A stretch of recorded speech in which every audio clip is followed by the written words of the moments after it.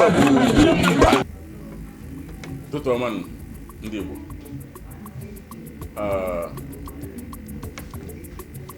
Leaders na Igbo ka na-agwa nka. You got to make it. At least I'm speaking on behalf of or from Anambra perspective. Through the politics I name here. Are we truly in democracy? And I'm going to achieve another election for mayor, which is a local government election, to select a local government chairman. Man, it is evident that now other parties are there participate because all waste of resources. In fact, no one participate now. Only governor chow. Okay, so in Nigeria, our governor's list because I state election commission that runs it.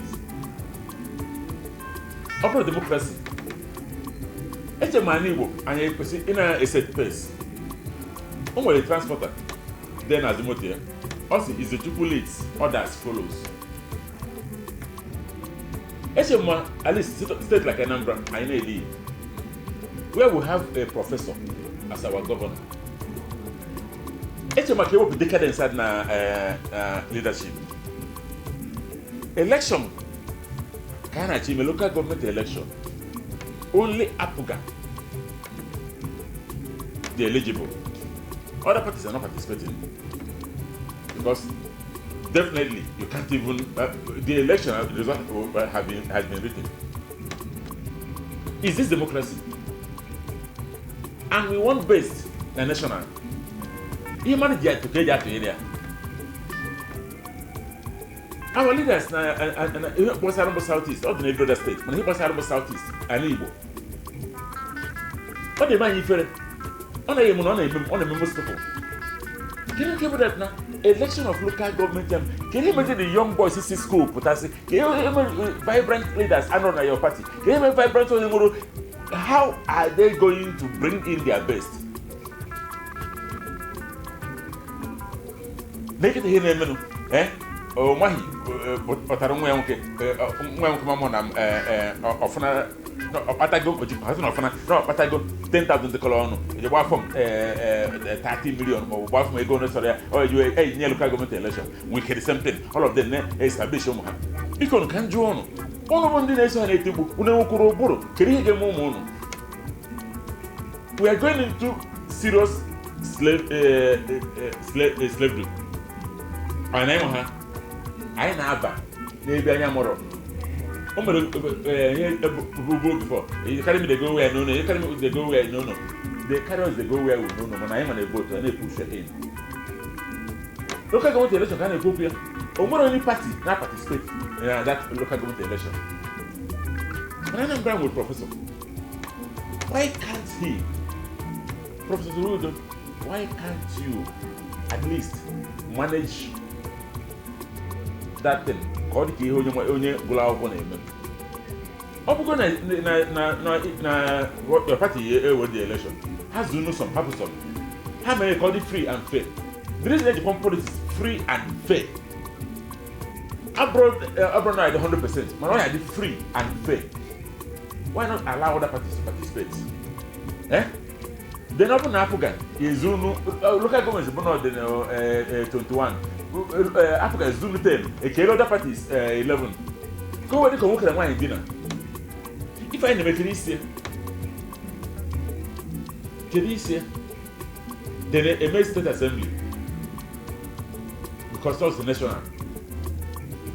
I'm going to balance it. Man, to a little bit. State assembly has time because the Omohudu Habal. Open I think was scrap of the state assembly. Scrap or even House of Reps. But Omohudu Habal. Senate is using actually is doing about the but now who do think because now all of Hanem unless you governor Bahame have topic on that day. Topic for today can he name Southeast democracy? I talk can the youth be involved behind him? It's like in the big men now leaders is to take on in ịgbapụ obodo oyibo a na-ekwu ihe ego ịmara nwa gị bụ nọ engineer ka ọ bụ ike ọ bụrụ first class engineer ọma bụrụ na ndị a because inye gị ego ọma struggle ịkpata ego gịnị ka ọ na-eji ịkpata maybe nwata nọ university igonye GLK wee lecturer a na-agba maybe maazị a na-akwa aka ọ na-apụta every day maọbụ every month ị na-enye 500,000 ego nri for 1 million ego nọkwa ya na-alụta n'ọrụ ha na-ejide iche because igbugo ụmụaka niile ịzụrụ because iji ajọ idobere fe ego dọbara ha ego na kwọntọm ama m bụ uru akwụkwọ ha gụrụ bụ nonsense. Spread that money wepụta spread ya onye side aka ka nwa gị bakwa uru maka nwa gị richa ego gị ịnwụọ eleghe na nwere were gbagharaba nkụrụ onwe ife ihe eme onye nwere ọgwụgwọ inwe kede nuseba na-azọ property gị ụzọ. But that doesn't take me away from the topic. No. Nena anya aka na democracy anyị na-anwụ anwụ nke gbasara m nke a n'Igbo ọ dasịta gbasara m kedu ka unu ga-esi na-awọchi ọ na-anwụ na na-akụ aka eme election kata ede election ọta eme election because ede ka ya ede kedu isi mere people na-anọgasị na ana nwere ike pụta salvage anyị bụ potboro onwerozi akụbara anyị aka our governors ụmụ gị ahụ na iwu bụ ụmụ gị ya abụrịrị politicians. Ụfọdụ ime ha dị gifted in other ways. O nwere one thing mere na ebu ụzọ Fred Ajụjụ ji ezigbo ego mbada ego mana eme nwoke only son kunitere mee lọ ọ chọrọ ije n'ego nna ya ihe ọ bụ kịta bụ gbana Holyfield na lọ maka ọ bụrụ na ose ego nna ya gịnị ọzọ ka o jiri eme ọ na-agba alaba nkolo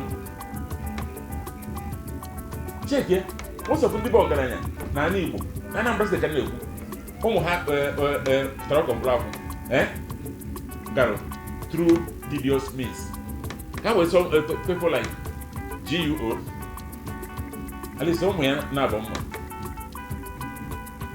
na anọ n'ego nnapa ha na-agbasi mbọ ike ka echibara ha ofu bịa America nke ọzọ na Nigeria ma ha ka na field na-agbasi mbọ ike tụnụmasị n'elu ụmụ ya niile gbara bọị na biznes ahụ savụ ndị nna ha ndị nna ha soro utoro dịgoro already ha nọ na nna ha dobere ego ha nwere ike sustain with the money. O nwere one magnet onye ya ma transport o nwere o ji ezigbo ego nwa ya nwoke bụrụ ọ na-eri ego nna ya weekend eto eburu ego buru na boot moto o jee club na-akwụrịsị ụmụ mmanya onye na-ekwu ma ihe a na-ekwu ka asịmasị dobere ọdụ establish na ụmụ gị in a very bad way, in a shameful way. Nwa gị ịkwara kwawe na politics maybe because na in position or ya pụta nwa ọkọmrọ can he address things around him, can he address even his age mates? Iputere ego ọ bụ anọdụ useless, especially ụmụaka a na-achọka je legislation abụrụ just political ọ ndị na-eji eme laws ya edozi mụrụ anyị ka edozi n'ala Igbo hapụ nke Nigeria edozi onwe ọkwa na o nwere ike ọkwa anyị nwere edozi Nigeria but a na-esi ndụ mara mmapụta n'ama. Ndị gọvanọs anyị ayọka na ayọ ọnụ stop in this serious interference in our politics. Gọvanọ steeti mbụ Soludo ayọ gị biko this local government election na-abịa.